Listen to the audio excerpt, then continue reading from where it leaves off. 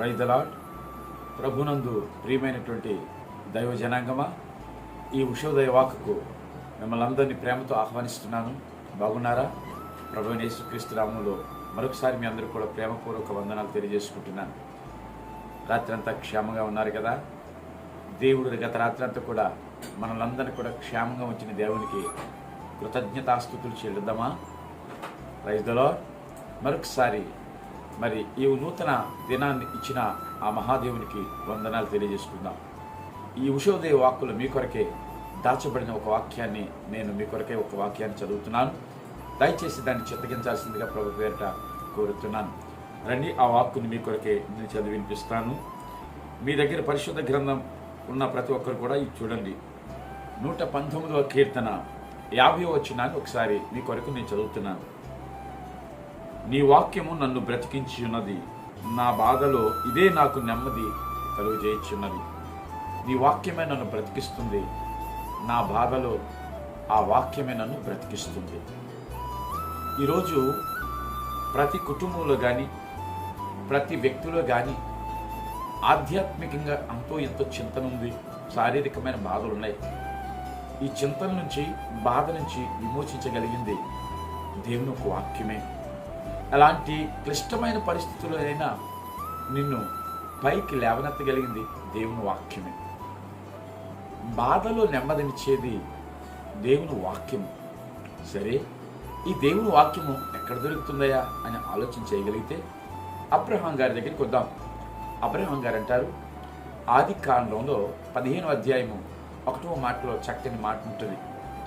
Abraham గారి గురించి మాట్లాడుతూ ఇలా మాట్లాడతాడు. ఇది జరిగిన తరువాత యెహోవా వాక్కు అబ్రహామును దర్శించెను. ఎందుకంటే ఇందాక మాట్లాడుకున్నాం, దేవుని వాక్యం ఎక్కడైతే ఉందో అక్కడ నెమ్మది ఉంది, బాధల్లో నెమ్మది ఉంది అంటున్నాడు. అయితే నీ బాధల్లో, నీ కష్టంలో నెమ్మదిగా ఉండాలంటే దేవుని వాక్యం కావాలి. ఆ వాక్యం నీ దగ్గరికి ఎప్పుడు వస్తుందయ్యా అని అంటే, అబ్రహాం గారి చరిత్రలోకి వెళితే అక్కడ క్లారిటీగా చెప్తున్నాడు. ఇవి జరిగిన తర్వాత యెహోవా వాక్కు అబ్రహామును దర్శించెను.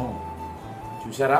ఆదికాండం 15వ అధ్యాయం 1వ వచనంలో ఏం జరిగిన తర్వాత అబ్రహాము నీవు దేవుని వాక్యం దర్శించిందంటే, దేవుడు అంటాడు, అబ్రహామా ఏమంటాడంటే, ఆదికాండం 12వ అధ్యాయం 1వ వచనంలో అంటాడు, నీ దేశాన్ని విడిచిపెట్టు, నీ బంధువుల్ని విడిచిపెట్టు, నీ తండ్రి ఇంటిని విడిచిపెట్టు. ఈ 3 అంటాడు అనమాట. 15వ అధ్యాయంలో ఇచ్చినటువంటి ఈ వాగ్దానము 21 వరకు కూడా అది నెరవేర్చబడలేదు. అంటే జాగ్రత్తగా మీరు ఆలోచన చేయగలిగితే 12వ అధ్యాయంలో దేవుడు అంటాడు, నీ తండ్రి ఇంటిని విడిచిపెట్టు, నీ దేశాన్ని విడిచిపెట్టు, నీ బంధువులను విడిచిపెట్టని 12వ అధ్యాయంలో అంటాడు. కానీ 15వ అధ్యాయం వరకు కూడా అది నెరవేర్చబడదు. అసలు దేవుడు మాట్లాడడం మానేశాడంట. ఇవి జరిగిన తర్వాత యెహోవా వాక్కు అబ్రహామును దర్శించెను. ఏం జరగాలి? మొదటిగా దేశాన్ని విడిచిపెట్టాలి, రెండవది బంధువుల్ని విడిచిపెట్టాలి, మూడవది తండ్రిని విడిచిపెట్టాలి. రైట్, చూద్దాం ఒకసారి మరి విడిచిపెట్టారో లేదో ఒకసారి చూద్దాం. అపోస్తుల కార్యములు 7వ అధ్యాయం 4వ వచనంలో చూడగలిగితే, హారాను విడిచి, చూడండి, ఊరుని విడిచి హారాను వరకు వెళ్ళాడు. కానీ ఏం జరిగిందంటే, వెళ్ళినట్టే వెళ్ళాడు కానీ పూర్తిగా వెళ్ళలేదు. దేవునికి స్తోత్రం కలుగును గాక. వెళ్ళినట్టే వెళ్ళాడు కానీ వెళ్ళలేదు, తండ్రిని విడిచిపెట్టి వెళ్ళలేదు. అలాగే బంధువు అయినటువంటి లోతుని విడిచిపెట్టి వెళ్ళలేదు. కొన్ని దేశాన్ని విడిచిపెట్టి వెళ్ళాడంటే 12:8 ఉంటుంది ఆదికాండంలో. బేతేలునుకును హాయికిని మధ్యలో గుడారం వేసుకుని. బేతేలు ఆశీర్వదించబడిన స్థలం, హాయి శాపగ్రస్తమైన స్థలము. అయితే శాపంలోనూ లేడు, ఇటు ఆశీర్వాదం లేదు, మధ్యలో ఉన్నాడు.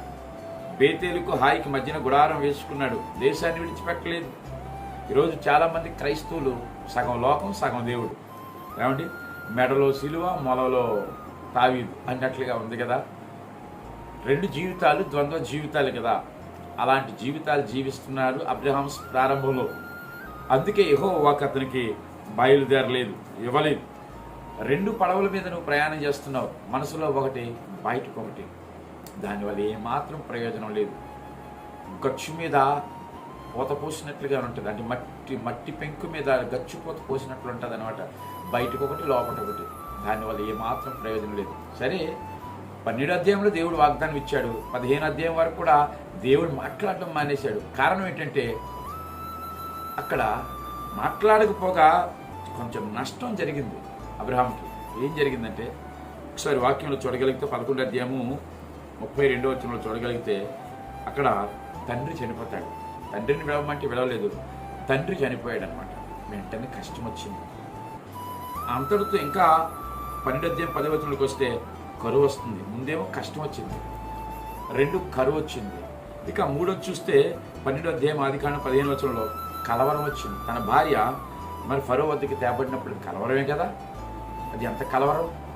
ఇక 4 చూస్తే 13 అధ్యాయం 7వ వచనంలో కలహం వచ్చింది. అలాగా అబ్రహాము గారి యొక్క పనివారికి లోతు యొక్క పనివారికి మధ్యలో కలహం వచ్చింది అన్నమాట.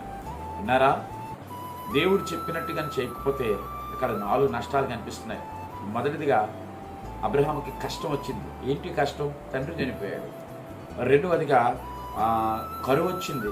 వాళ్ళు ఏదైతే కణంలో ఉన్నారో అక్కడ విపరీతమైన కరువు వచ్చింది, కష్టం వచ్చింది, కరువు వచ్చింది. తర్వాత కలవరం రేగింది. ఫరో దగ్గరికి తన భార్యని మరి తీసుకుని వెళ్ళటం జరిగింది. కొంతమంది మరి తన భార్యని ఇంకొకరి దగ్గరికి తీసుకువెళ్ళారంటే అబ్రహాంకి మరి కలవరం కాదా మనసులో? ఫస్ట్ కష్టం, రెండోదేమో కరువు, మూడవది కలవరం, నాలుగవది కలహం. కలహం అంటే గొడవ వచ్చింది. అబ్రహాం యొక్క దాసులకు అంటే పనివారికి, లోతు యొక్క పనివారికి ఈ 4 నష్టాలు కలిగాయి. అప్పుడు ఈయన ఏం చేస్తాడంటే అవన్నీ వదిలేసి బయటకు వస్తాడనమాట. దేవుడు ముందుగానే చెప్పాడు ఏమని? నీ తండ్రి ఇంటిని విడిచిపెట్టు, నీ బంధువుని విడిచిపెట్టు, నీ దేశాన్ని విడిచిపెట్టమంటే 3 చేయకుండా బ్యాలెన్స్డ్గా కాసి వచ్చాడు. ఎప్పుడు విడిచిపెట్టాడంటే ఈ 4 జరిగిన తర్వాత. 3 విడిచిపెట్టమంటే విడిచిపెట్టలేదు, 4 జరిగాయి. ఏంటది? కష్టం, ఏంటి అదే నష్టం, కష్టం, కలవరం, ఏమండి మరి కరువు, కలహం, ఇలా 4 రకాలుగా జరిగిన తర్వాత అప్పుడు బుద్ధి వచ్చినటువంటి ఆ యొక్క అబ్రహాం అందరిని విడిచిపెట్టి దేవుడి మీద ఆధారపడ్డాడు. అప్పుడు దేవుడు అన్నాడు, ఇవి జరిగిన తర్వాత యెహోవాకు అబ్రహామును దర్శించెను. అంటే దేవుడు ఎప్పుడైతే చెప్పింది చేశాడు అబ్రహాము, దేవుడు చెప్పింది చేశాడు అబ్రహాము.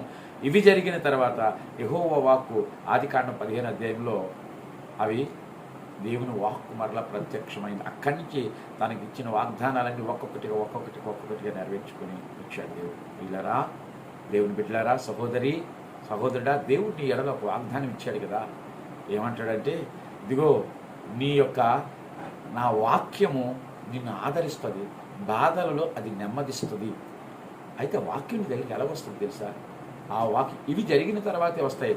దేవుడు విడిచిపెట్టినప్పుడు అప్పుడు ఆయన వాక్యము వాగ్దాన రూపంలో వచ్చి నీ జీవితంలో నెరవేర్చేటట్లు దేవుడు కొరకు చూపిస్తాడు. ఉదయకాల సమయంలో ప్రభువా, నీ వాగ్దాన వాక్కు కొరకు నేను ఎదురు చూస్తున్నాను. నాలో ఏదైతే నీకు ఇష్టం లేదో, హేయమైన ఉన్నాయో తొలగించండి, నీ మార్గములను నడిచేటట్లు సహాయం చేయండి. అట్టి కృపలో మమ్మల్ని భద్రపరిచి నీ వాగ్దానపు ఆశీర్వాదాలు మేము ముందుకెళ్ళటకు సహాయం చేయమని అందరూ ప్రార్థన చేద్దామా? ఈ యొక్క వాక్యంలోని ఆశీర్వాదాలు మనకి అందరికీ దేవుడు అనుగ్రహించుగాక. ఆమేన్. తలలు వంచండి, ప్రార్థన చేసుకుందాం. కృపా సత్య సంపూర్ణుడమైన మా పరలోకపు ప్రియ తండ్రి, నీ పరిశుద్ధ ఘనమైన నామమునికి వందనాలు చెల్లిస్తున్నామయ్యా.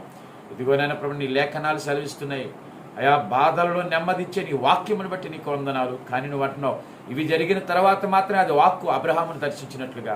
ప్రభు, ఒకవేళ మేము ఏదైతే విడిచిపెట్టాల్సి ఉందో అది విడిచిపెట్టకపోతేనైనా అబ్రహాము జీవితంలోనైనా ప్రభు అయా కష్టం వచ్చింది, కరువు వచ్చింది, కలవరం వచ్చింది, కలహం వచ్చింది.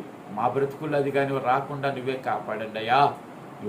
నీ వాక్యానికి నేను విధేయులవుటకు సహాయం చేయమని, వాక్యం వింటున్న బిడ్డలందరిలో తగిన ఆశీర్వాదం దయచేయమని, ఉదయకాల సమయంలో ప్రతి కుటుంబం మీద నీ కృపాక్షేమములు దయచేయమని, సమస్త ఘనత మహిమ ప్రభావాలు పొందుకుంటారని నమ్ముతూ యేసయ్య శ్రేష్టమైన నామమున స్తుతించి ప్రార్థించి పొందుకొని నాము తండ్రి.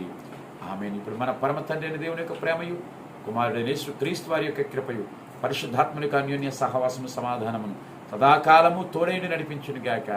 ఆమేన్, ఆమేన్. May God bless you. ప్రియులారా, మీరందరూ ఈ ఉదయకాల సమయంలో మీ దగ్గరికి వచ్చినటువంటి ఈ వాక్కుని అనేక మందికి షేర్ చేయండి. మీకు ఒకవేళ వీలైతే దాన్ని లైక్ చేయండి. అనేకులకి పరిచయం చేయండి. సదా ఆయన కృప మన వినికుల్లో మనందరికీ దేవుడి కృప తోడేవి నడిపించును గాక. ఆమేన్. ఆమేన్. ఆమేన్. God bless you.